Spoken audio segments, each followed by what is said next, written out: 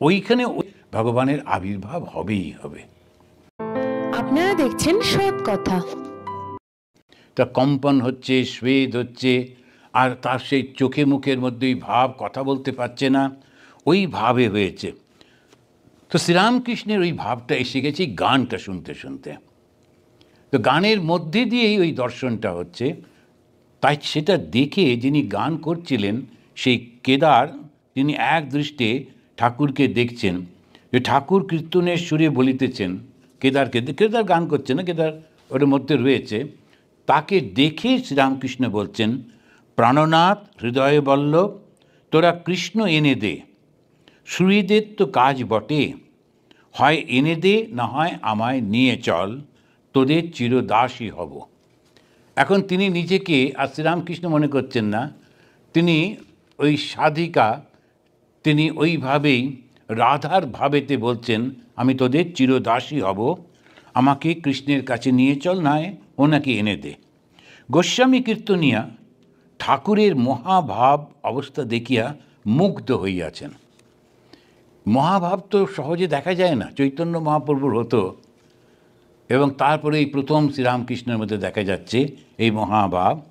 তিনি করজোড়ে বলিতেছেন, ওই গোস্বামী কীর্তনিয়া বলছেন, আমার বিষয় বুদ্ধি ঘুচিয়ে দিন। এটাতে একটা খুব অদ্ভুত জিনিস, সাধারণ মানুষ কীর্তন করে, গান করে, কিন্তু জিনিসটাও ঠিক জানে কোনটা চাইতে হয়। বলছে আমার বিষয় বুদ্ধি ঘুচিয়ে দিন। বিষয় বুদ্ধি না থাকলেই তো মুক্তি, সেজন্য বলছে আমার বিষয় বুদ্ধিটা ঘুচিয়ে দিন। একটা ঘটনা পড়েছিলাম শ্রী মার জীবনে। মা গেছিলেন কালীঘাটে। কালীঘাটেতে যখন উনি একটা মন্দির থেকে আর একটা মন্দিরে যাবেন, তখন হঠাৎ একজন মহিলা তান্ত্রিক, ওই যেমন থাকে, তো হাতে ত্রিশূল, তারপরে সমস্ত গায়ে লাল সমস্ত ওই ইয়ে মাখা, সিঁদুর টিঁদুর মাখা, ওকে সবাই খুব ভয়ও পেত, কারণ ও ন্যাচারালি সেরকমভাবে ভয় দেখায় যাতে লোকেরা কাছে না আসে। তো উনি এসে মার সামনে দাঁড়িয়ে গেলেন। মা, শ্রী মা চুপ করে দাঁড়িয়ে আছেন, একটা মন্দির থেকে আরেকটা মন্দিরে যাবেন, ও সে দাঁড়িয়ে আছে, অন্যরা ভয় পেয়ে গেছে ও মাকে কিছু করে কি করে না, কিন্তু চুপ করে মার দিকে তাকিয়ে দাঁড়িয়ে আছে। মা তখন আঁচল থেকে একটা টাকা বের করে ওকে দিতে গেলেন, ও নিল না টাকাটা, নিয়ে দাঁড়িয়ে থাকলো। যখন নিল না, মা তখন আবার ওর পাশ কাটিয়ে চলে গেলেন।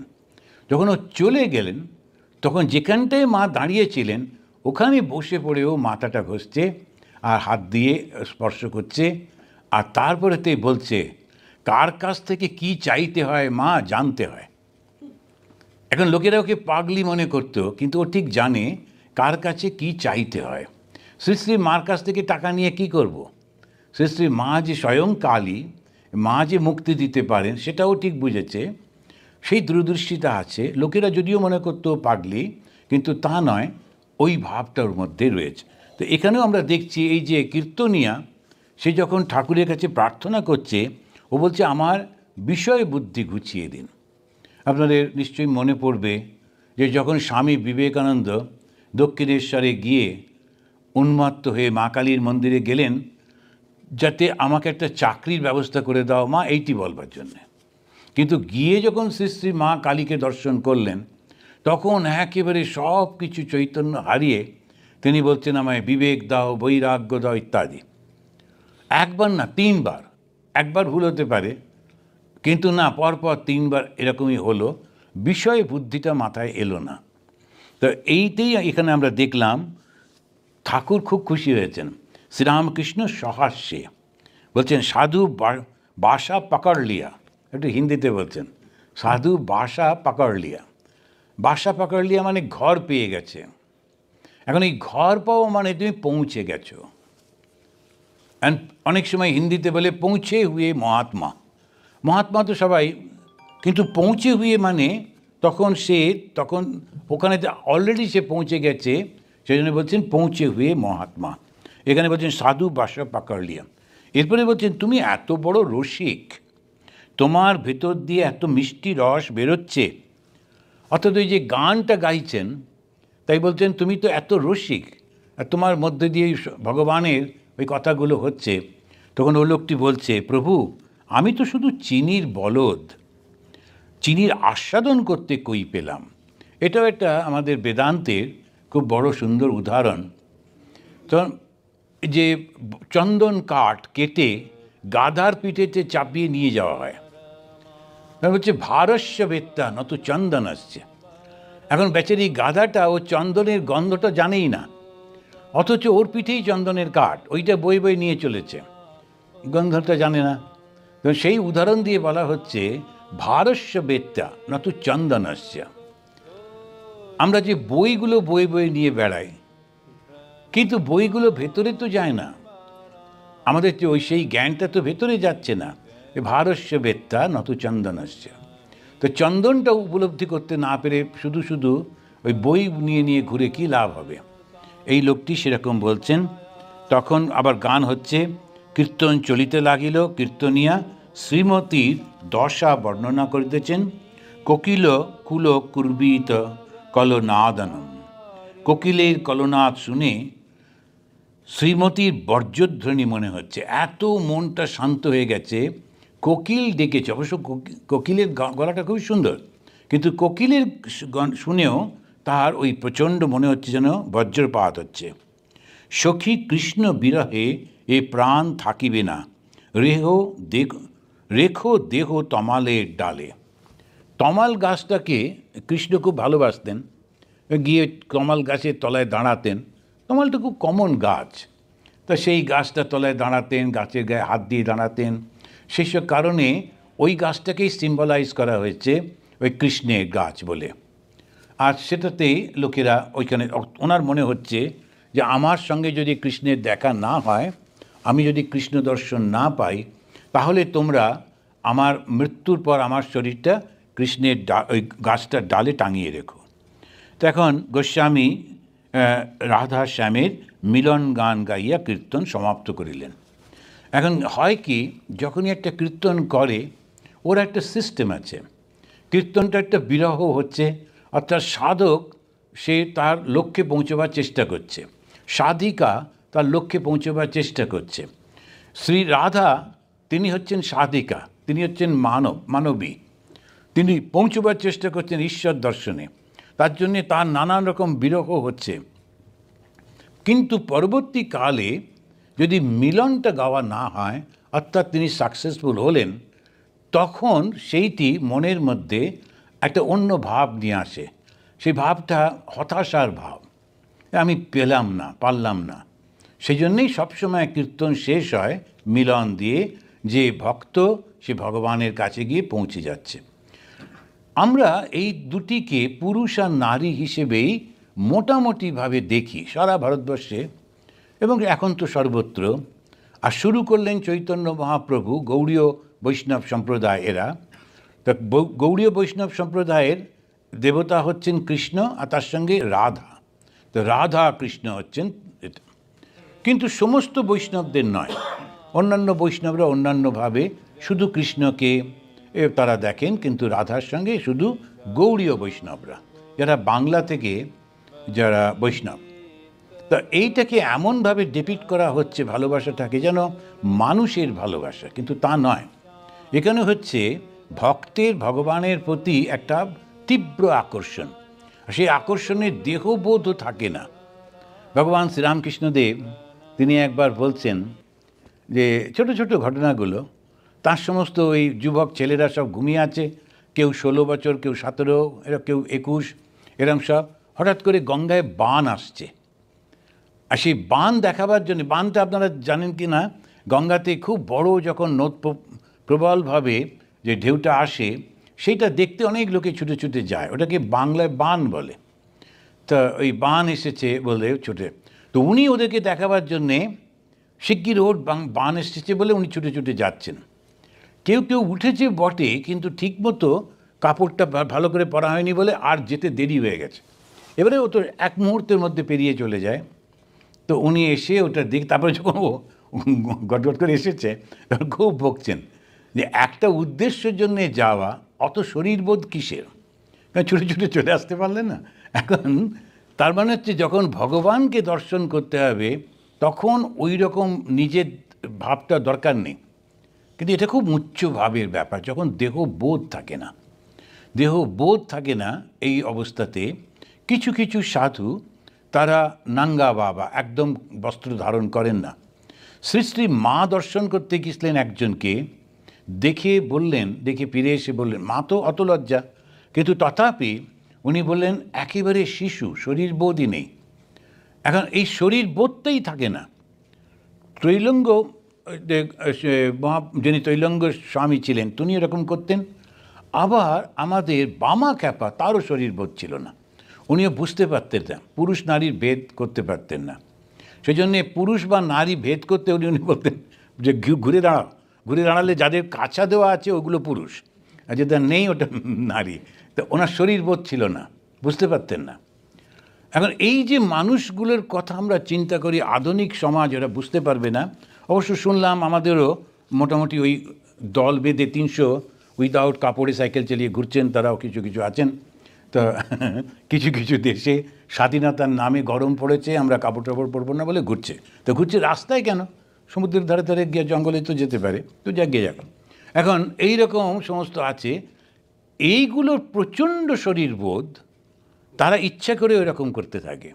কিন্তু যারা সাধক তারা শিশুর মতো হয়ে যান, সেজন্য ওদের শরীর বোধটাই থাকে না। শরীরটা বড় হয়েছে বটে, কিন্তু মনটা একদম সেই শিশুর মতো। এইটাই ঠাকুরের এই অধ্যায়টা হয়ে গেল। আমরা এবার নবম পরিচ্ছেদটা পড়ব। ঘটনাটা ঘটছে কলকাতার বলরাম ও অধরের বাড়িতে শ্রীরামকৃষ্ণ।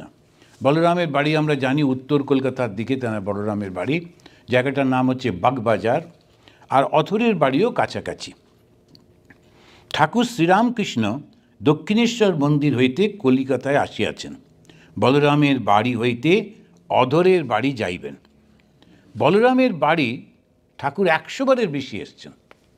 আর উনি বলতেন বলরামের অন্ন শুদ্ধ অন্ন, কেননা ওদের সবসময় জগন্নাথ দেবের পুজো হতো, আর ওরা ছিল উড়িষ্যার জমিদার, ওখান থেকে ওদের সব টাকা পয়সা আসতো, কিন্তু কলকাতায় ওদের বাড়ি ছিল।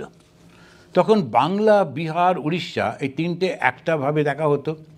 তো যত ধনী লোক যারা জমিদার, সবার কলকাতায় বাড়ি থাকতো, কিন্তু হয়তো ব্যবসা ট্যাবসাগুলো দূরে দূরে রয়েছে। কারুর বাংলাদেশে, এখন বাংলাদেশ বলে, তখন আর উড়িষ্যাতে, বিহারে, যেমন রবীন্দ্রনাথদের তাদের ওই বাংলাদেশে জমি জমা ছিল ইত্যাদি। তো এরা ছিলেন উড়িষ্যার। তো বলরামের বাড়িতে ঠাকুর এসেছেন, ওখান থেকে অধরের বাড়ি। তারপর রামের বাড়ি যাইবেন। রাম বলতে ডাক্তার রামচন্দ্র। তো সে তখন উনি ডাক্তারি পাশ করেছিলেন। তখনকার দিনে ডাক্তারি পড়াটা লোকে খুব ভালো চোখে দেখতো না, কেননা মরা টরা ঘাঁটতে হতো। এই কি কথা, একটা মরা ছুঁয়ে আবার স্নান করতে হয়, তখন এই জিনিসটাকে অত ভালো চোখে দেখা হতো না। তারপরে মানে ওই ডাক্তারদের সম্মান তো ছিল, ডাক্তাররা এসে সব করতো, কিন্তু সেইভাবে ওই প্রফেশনটার উপর অতটা ভালো নজর ছিল না। অধরের বাড়িতে মনোহর গোসাই কীর্তন হইবে, রামের বাড়িতে কথকতা হইবে।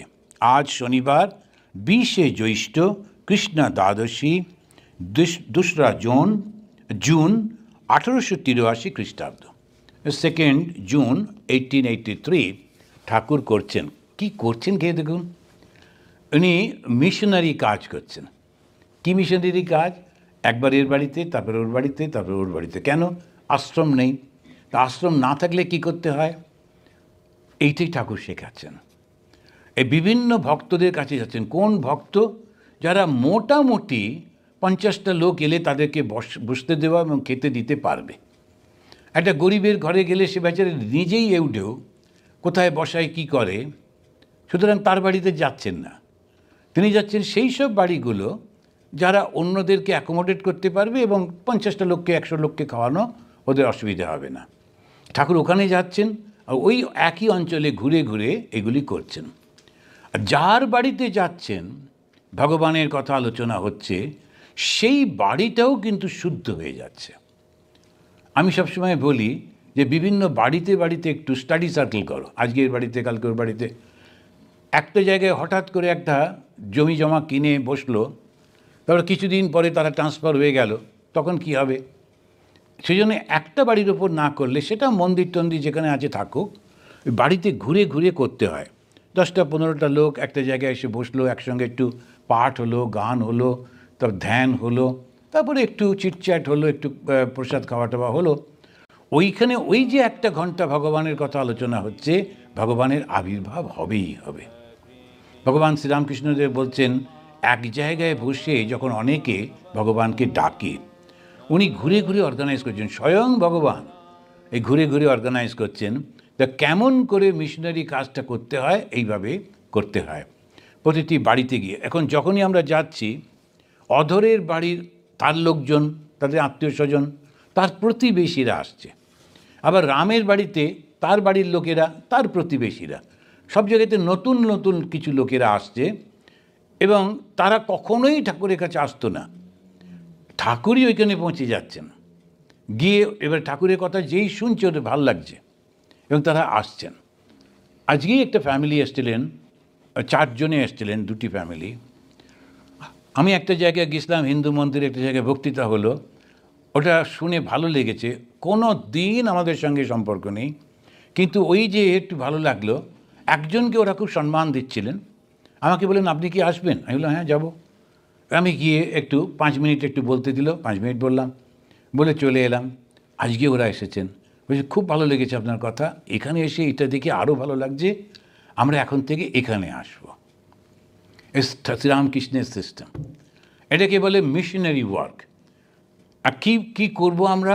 স্বামী বিবেকানন্দ খুব পরিষ্কার, উনি বলছেন, to make people aware about their divinity. প্রথমে যে তোমার মধ্যে দৈব গুণ আছে, and to help them to manifest it. কী করে হেল্প করবে? কখনো পুজো হচ্ছে, কখনো স্তোত্রপাঠ, কখনো গান হচ্ছে, খাওয়া দাওয়া, ভক্তদের মধ্যে আলোচনা, এইসব নানা রকম চলছে। অ্যান্ড এইটাতেই ধীরে ধীরে ধীরে ধীরে একটা উন্নতি হয়। এখন তো কেউ কেউ অরূপকে অরূপানন্দ বলছে। আমি বললাম যে না, অরূপানন্দ অলরেডি একজন আছে, ওই নাম দেওয়া যাবে না। তো এখন এই যে মজাই করছে, কিন্তু মজার মধ্যে আনন্দ শব্দটা ঢোকাচ্ছে, সাধুদের সম্পর্কে বলছে। এখন এই যে জিনিসগুলি হচ্ছে, নিজেদের মধ্যে ঠাট্টা মজা করছে, সব কিছু বন্ধুত্ব হচ্ছে, আর কেউ কাউকে চেনে না, কিন্তু আস্তে আস্তে একটা ভাব নিয়ে খুব সুন্দর একটা ভাবে গড়ে উঠছে। ক্লাব যেটা হয় তার মধ্যে রেষারেষি থাকে, আর যেটা আশ্রম হয় ওর মধ্যে রেষারেষি থাকে না, ওখানে সবাই সবাইকে সাহায্য করতে চেষ্টা করে। তো এইখানে ভগবান ওই ঘুরে ঘুরে তৈরি করছেন। ঠাকুর গাড়ি করিয়া আসিতে আসিতে রাখাল, মাস্টার প্রভৃতি ভক্তদের বলিতেছেন, দেখো, এবার খুব খুব গুরুত্বপূর্ণ কথাটা বলছেন, দেখো, তার উপর ভালোবাসা এলে পাপ টাপ সব পালিয়ে যায়। সূর্যের তাপে যেমন মেঠো পুকুরের জল শুকিয়ে যায়। এখন যে জলটার মধ্যে কাদা ছিল, ওই মেঠো পুকুর ওদেরগুলো বলে, অ্যান্ড কাদাটা রয়েছে বিচ্ছিরি, নোংরা, তার মধ্যে সেই জলটা কোনো কাজে লাগে না। এখন ঘোলা জল, তো সেটা খাওয়াও যায় না, সেটা গাছেও দেওয়া যায় না, কোনো কাজে লাগে না। তা আমাদের জীবনের মধ্যে অনেক ঘটনা থাকে যেটা আমরা কোনো কাজে লাগাতে পারি না, কাউকে সেটা বলতে পারি না, সেটা দিয়ে কারোর উপকারও হয় না, সেটা ওইগুলো আমাদের পাপ, আমাদের লুকিয়ে রাখতে হয়। কি কখন আমরা করে ফেলেছিলাম, তো ফেলেছিলাম, কি করা যাবে?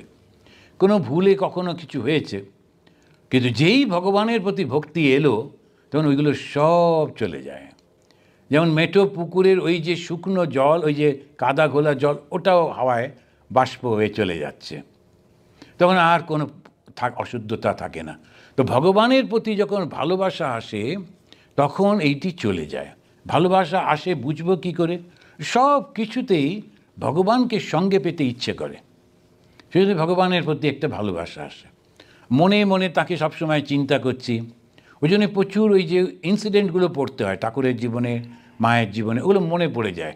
যখনই মনে পড়ে সেটা সাহায্য করে ভগবানকে চিন্তা করতে। আর ওই যখনই চিন্তা করছি আস্তে আস্তে যত আমাদের মনের চিন্তা, পাপ মানে কি? কতগুলো নিম্ন চিন্তা, পুণ্য মানে কি? পবিত্র চিন্তা। এখন এই চিন্তাটা যখনই ট্রান্সফার হয়ে যাচ্ছে, চেঞ্জ হয়ে যাচ্ছে, আর সঙ্গে সঙ্গে মনটা শুদ্ধ হয়ে যাচ্ছে। তো এই কথাটা আমার খুব ভালো লাগলো। দেখো, তার উপর ভালোবাসা এলে, তার মানে ভগবানের উপর ভালোবাসা এলে পাপ টাপ সব পালিয়ে যায়। সূর্যের তাপে যেমন মেঠো পুকুরের জল শুকিয়ে যায়। বিষয়ের ওপর, কাম কাঞ্চনের ওপর ভালোবাসা থাকলে হয় না, সন্ন্যাস করলেও হয় না। কাম কাঞ্চনের ওপর ভালোবাসা থাকলে সন্ন্যাস করলেও হয় না। সন্ন্যাস করা মানে কি? ওটা একটা সিস্টেমের মধ্যে দিয়ে সন্ন্যাসটা নেয়। তো আমরা যেমন সন্ন্যাসী হলাম, জাস্ট আমরা দোকানে গিয়ে এরকম একটা কাপড় কিনলাম সেরকম তো না, একটা পদ্ধতির মধ্যে দিয়ে যেতে হয়, গুরু পরম্পরার মধ্যে দিয়ে, তারপরে ওদের যজ্ঞ করতে হয়, যজ্ঞে আহুতি দিতে হয়, ইত্যাদি ইত্যাদি। কিন্তু তারপরেও মনের মধ্যে যদি ওই বাসনা থাকে, কাম থাকে, তখন ওই সন্ন্যাসটাও কাজে লাগে না। সন্ন্যাস একটা ভাও, আমাদের প্রতিজ্ঞা করছি আমরা এটা করব না, ওটা মাথার মধ্যে ঘুরতে থাকে, আমি এটা করতে পারি না, কখনো করা উচিত না। আর সেই জন্যে যেমন পুলিশের ট্রেনিং যদি খুব পারফেক্ট হয়, পুলিশ খুব পারফেক্ট হবে। যদি আর্মির ট্রেনিংটা খুব পারফেক্ট হয়, আর্মি খুব পারফেক্ট হবে। তো এইভাবে যখন আমরা দেখি, তখন দেখি যে সমস্ত জিনিসটাই হচ্ছে, মনটাকে যদি আমরা শুদ্ধ করে ফেলতে পারি, তখন আর কোনো সমস্যা নেই। শুদ্ধটা কি না, ঈশ্বর ছাড়া আমি আর কোনো কিছু চাই না, এটাই হচ্ছে শুদ্ধতা। যখন আমি সেইটাই চিন্তা করছি, তখন আমার মনের মধ্যে কি ভাব আসবে? এই জগতের এই নাম যশ প্রতিপত্তি, উনি বলছেন থু থু করা। একবার যদি ইফ ইউ স্পিট আউট, কেউ তো ওটা আর নিতে যাবে না, না? সেই রকমভাবে once I have given it, I will never ever take it. তো এইটাই হচ্ছে কথাটা উনি বলছেন, যে থু থু করা। কিয়ৎক্ষণ পরে গাড়িতে ঠাকুর আবার বলিতেছেন, ব্রহ্মজ্ঞানীরা সাকার মানে না। এখন ঠাকুরের গল্প মানে তো ওইটাই বলবেন, ওর তো কিছু বলতে পারেন না। স্বামী গম্ভীরানন্দজি ছিলেন, সারাক্ষণ শাস্ত্র পাঠ করতেন। তো আমরা যখন একটু জুনিয়র, আমরা সব ব্রহ্মচারী, তো উনি এসেছিলেন লখনৌতে। তো স্বামী শ্রীধরানন্দজি তখন লখনৌয়ের ইনচার্জ। তো আমরা বসে আছি মহারাজের কাছে, মহারাজ তো সবসময় চোখ বুজে থাকতেন। তো শ্রীধরানন্দজির ইচ্ছা হলো, বললেন মহারাজ এইসব বাচ্চা ছেলেগুলো রয়েছে, একটু আপনার কাছে বসে আছে, একটু গল্প করতে চায়। তখন উনি বলছেন বেশ তো, গল্প হোক। বলে বলছেন বলো না, এই নচিকেতার তৃতীয় প্রার্থনাটা কী ছিল বোঝো? ওইটা গল্প হলো, এ তো প্রশ্ন হলো। এখন আর এক যে ব্রহ্মচারীটি খুব উৎসাহ ছিল একটু গল্প করব, ওর ইচ্ছা ছিল মহারাজ আপনি কোথায় জন্মেছেন, মহারাজ আপনি কী করে রামকৃষ্ণ মিশন এসছেন, এইসব একটু গল্প করবে। মহারাজ ওর মধ্যে দিয়ে যেতেন না। তো উনি বলছেন হোক না, গল্প হোক, এই নচিকেতার গল্পটাই হোক না। নচিকেতার তৃতীয় প্রশ্ন কী ছিল? এখন দেখো দেখি, এটা মানে ও তখন হামাগুড়ি দিয়ে পালাচ্ছে, যাতে তখন সবাই চেঁচামেচি করছে, মহারাজও পালাচ্ছে, ধরো ধরো ওটাকে। এই হচ্ছে মজা, এই হচ্ছে গল্প। ও ছাড়া কোনো গল্প করতে পারা যায় না। সেই জন্যেই উনি ঠাকুর গল্প করছেন, সাধারণ লোকের মতো তো গল্প করছেন না। উনি বলতে গিয়ে বলছেন, গাড়িতে বলছেন, ব্রহ্মজ্ঞানীরা সাকার মানে না। আবার তার সঙ্গে হাসতে হাসতে বলছেন, নরেন বলে পুত্তলিকা, মানে পুতুলকে বলছে পুত্তলিকা। একটা শুদ্ধ ভাষায় বাংলাতে পুতুলকে বলে পুত্তলিকা।